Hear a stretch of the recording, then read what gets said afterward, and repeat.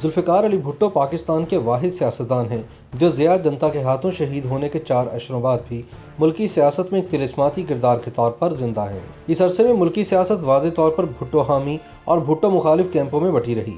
اس تقسیم میں اب آ کر کچھ تبدیلی رونما ہو رہی ہے۔ 5 جنوری سن 1928 کو جاگیردار گھرانے میں پیدا ہونے والے ذوالفقار علی بھٹو صرف مقبول لیڈر ہی نہیں تھے بلکہ ذہین، پڑھے لکھے اور حالات سے آگاہ سیاستدان بھی تھے۔ مورخین کے مطابق 7 چیزوں نے بھٹو کو کرشماتی بنایا۔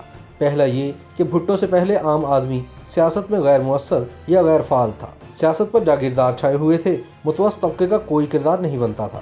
بھٹو نے عام آدمی اور متوسط طبقے کے کردار کو اہم بنایا۔ دوسرا، بھٹو جب آئے تو عام آدمی کو لگا کہ اب جو شخص ان کے سامنے ہے وہ دانشور ہے اور بڑے گھرانے سے تعلق رکھتا ہے، لہٰذا اس کی بات میں وزن ہے، یہ جاگیردار، صنعت کار اور بیوروکریسی سے نمٹ سکتا ہے۔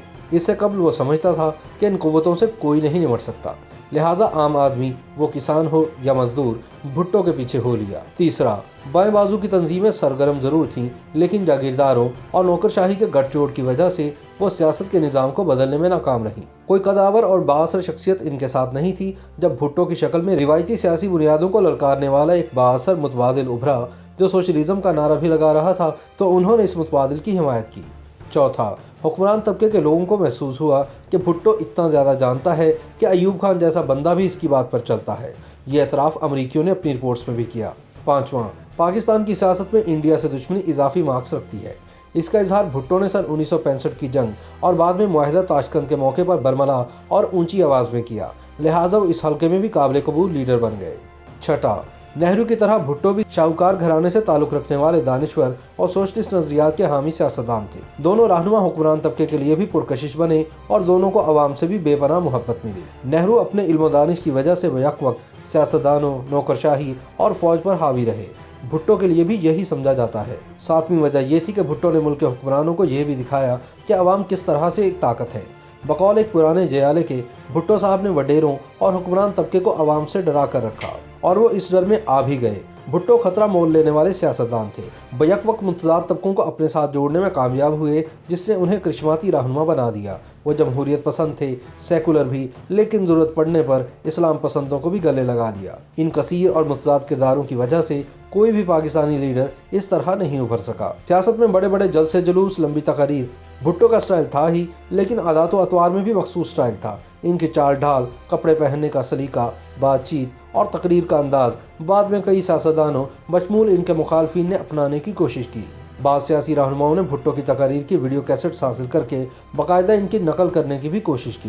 بھٹو نے پسے ہوئے طبقات، کسانوں اور مزدوروں کو کئی حقوق دیے، قوم پرستوں سے مذاکرات کر کے ملک کو پہلا متفقہ آئین دیا۔ اگرچہ سن 73 کے آئین کے بعد مارشل لا لگے، تالے آزماؤں نے ترامیم کر کے اس دستاویز کا حلیہ بگاڑا، لیکن ہر بار ملک کو واپس بھٹو کے دیے ہوئے آئین پر ہی لانا پڑا۔ بھٹو کے بعد پیپلز پارٹی آمرانہ و نیم آمرانہ تسلط کے خلاف مسلسل جد و جہد کرتی رہی۔ حکومت بھی آئی لیکن کرپشن اور خراب حکمرانی کی لپیٹ میں آ گئی۔ سیاسی مصلحت کے تحت اسٹیبلشمنٹ کی لائن اختیار کرنے پر پیپلز پارٹی تنقید کا نشانہ بنتی رہی۔ بے نظیر بھٹو اور ذوالفقار علی بھٹو کے عدالتی قتل کے معمے عشروں بعد بھی حل نہیں ہو سکے۔ تاریخ میں بھٹو مزاحمت اور مقبول لیڈرشپ کی علامت کے طور پر زندہ رہیں گے۔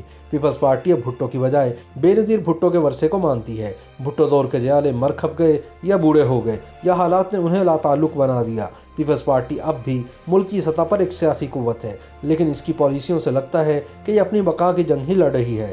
لگتا ہے پیپلز پارٹی اب ذوالفقار علی بھٹو کا وہ جادو والا فارمولہ تلاش کر رہی ہے جو مختلف طبقوں کو اس کے ساتھ جوڑ دے اور یہ اپنا کھویا ہوا مقام حاصل کر سکے۔